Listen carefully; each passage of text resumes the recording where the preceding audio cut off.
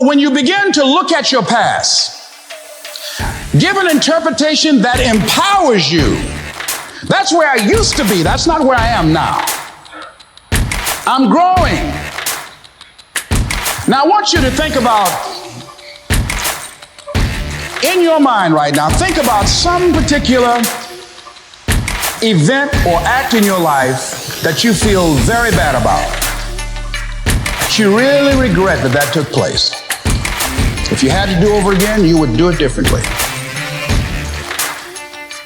With that there, I want you to see yourself in your mind's eye and say to yourself, I love myself unconditionally, and I forgive myself. If I knew better, I would have done better. I mean, you better forgive somebody. None of us are perfect. All of us have made some mistakes. And it wasn't easy. It's not easy forgiving, am I right? It's hard. See, everybody won't forgive. They say, I forgive, but I don't forgive now. Go so you can grow. Reinterpreting our past. Understanding and knowing that we can move from where we are. That we can begin to design the kind of life that empowers us, that gives us happiness, that enable us to be on top of who we are. Knowing that as we begin to explore new horizons and new vistas in life, that as we begin to focus on developing ourselves, as we begin to elevate ourselves and not to follow the crowd, activating the thinker in us and disciplining and putting on hold the emotional part of ourselves. It's not easy, but through practice and practice and practice, practice makes what? Practice makes improvement. You can always better your best. You can always go beyond anything that you have ever done. You'll never hit a state of perfection. You're always bigger than what you do. And so all you're looking for are new breakthroughs through practice and practice and practice. You'll get better and better and better.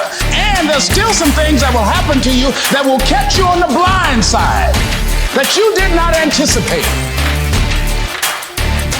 You'll get knocked down, but you won't be knocked out.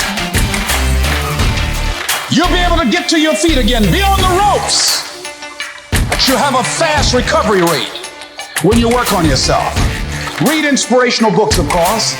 Listen to tapes that begin to inspire you, and stay around people who will empower you.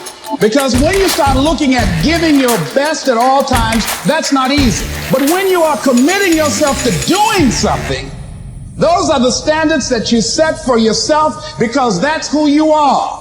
If you're working on a job where you're miserable, they're not paying you what you're worth. You don't like the work, you don't like the people, and you're dissatisfied. If you have decided to continue to take a paycheck, you owe it to yourself to give it your best effort. If you get in the habit of being mediocre or doing just enough to get by, you're not hurting anybody but you. You're cheating you. Live each day with integrity. Don't try and get over in life. Don't try and cheat. See, a lot of people like to try and cheat. I was with a friend of mine, and we went into a service station to get some gas. They gave me back too much change. I discovered it down the road, and I was turning around going back. Guy said, "You a fool. Hey, man, what when they don't give people enough change? You think they flag the people down?" I said, "I'm not responsible for them. I'm responsible for me." I went back and I told the guy, "Excuse me, sir, you gave me a $20 bill too much." I gave it to the guy just took it and walked away, didn't say thank you. The guy in the car laughed and said, "I told you, you fool! I'd have kept that." I said, "I'm not responsible for his attitude. I don't care." Knowing that he would not say thank you, I would still give it back to him. Because my image of myself says, hey, you don't take something that doesn't belong to you. That's the way my mother raised me. Don't try and cheat. Say, well, this little bit won't count. Everything counts. Like and subscribe for more daily motivational videos.